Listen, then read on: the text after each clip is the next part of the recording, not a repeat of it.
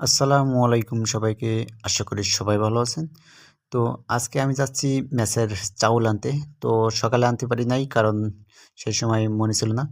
আর এখন যাচ্ছি চাউল আনতে, তো বাজারের ভিতরে ঢুকে পড়েছি। এখন চাউলের দোকানে চলে এসেছি।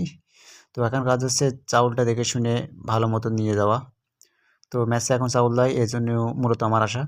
তো চাউল ঠিক করা হয়ে গেছে। এখন মামাকে বললাম, আপনি বাইরে থেকে লোক এনে ঠিক করে দেন। তো তাদের নিজস্ব লোক থাকে, যারা এখান থেকে চাউলটা নিয়ে সোজা রিক্সা পর্যন্ত দিয়ে আসে। তো মামা তারপরে চাউলওয়ালাকে দিয়ে দেয়। তারপরে আমিও সে চাউলটা একটা রিক্সায় তুলে ফেলি। এই হচ্ছে চাউল। তো এই চাউলটা এখন আমার মেসে নিয়ে যাইতে হবে। তারপর আমিও রিক্সায় উঠে পড়ি। তারপর মামা আমাকে আস্তে, আস্তে নিয়ে যায় আমার মেসের দিকে। তো তারপরে আস্তে, আস্তে ছুটে যাচ্ছি আমার মেসের উদ্দেশ্যে। আর তারপরে দেখলাম বিকাল হয়ে গেছে, আরটু পরে সন্ধ্যা হয়ে যাবে। তো নিজেকে দেখতেছি আর ভাবতেছি যে আমি এখন সংসারী হয়ে যাচ্ছি দেখছি দিন, দিন, তাহলে কি আমার বিয়েটা করা উচিত? তো যাই হোক, আপনারা বলে দেবেন কি করা উচিত? তারপর আস্তে, আস্তে প্রায় গিয়ে চলে যাচ্ছি মেসের দিকে।